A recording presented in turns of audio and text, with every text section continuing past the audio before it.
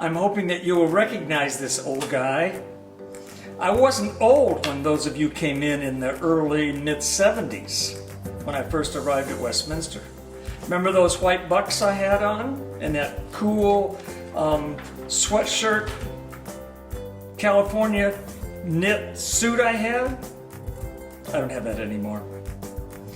But I'm hoping that you will come to the President's Summer Alumni Retreat in Fulton the last weekend in July. And if you don't come, I'm going to tell stories about you. My role for that weekend, I believe, is simply I'm going to share stories with who's ever there. And as you might suspect, I have lots of stories to share. One of the best stories that I remember is Randy and the chimney at the KA house.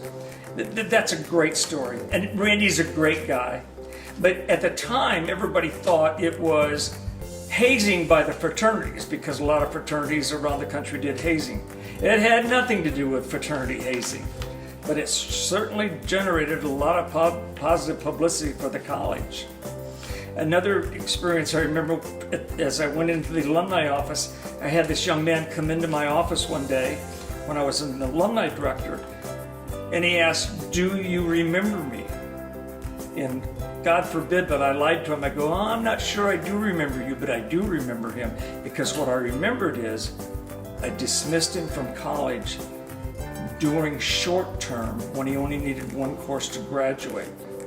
But we'd had a problem with people setting fires on our bulletin boards. Of course, Dean Kirby sent out this message saying anybody got caught setting a bulletin board on fire would be dismissed, and he got caught. So I dismissed him. Obviously, we let him finish his class that summer. But when he came into my office, I wasn't sure what he was going to do. I wasn't sure if he was going to shoot me or if he was going to do something else. And the first thing he said, "Dean Kirby, I want to thank you for what you did for me. I was drinking back then, I was out of control, and when you dismissed me and slapped me in the face, figuratively, I realized I needed to change. And over the last 15 years, I now have a great job, a great wife, and I have 5 kids, and that was the turning point in my life." But what I'm hoping is that you will come the weekend at the end of July, and you may have a lot better stories than I have.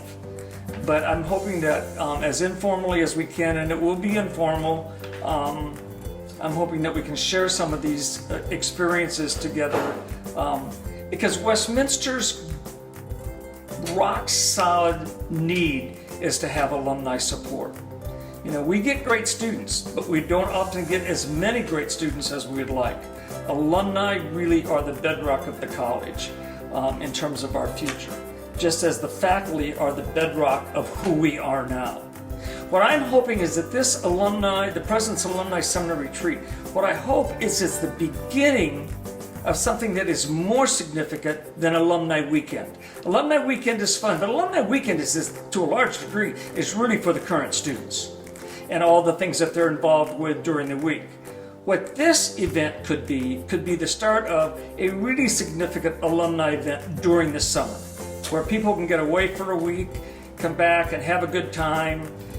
You know, the college is not going to make lots of money on the donation, but if they make a little bit of money on the donation, all the better. The main thing is to get alums back on campus and to let you know what's happening, the good things that are happening, who's left, who's still here, etc. And having been here for 41 years, I believe I'm in a position to really bring you up to date on lots of different things, as well as lots of good stories. So I hope we can make it work, and I hope I see some of you on July 29th, 30th, or 31st.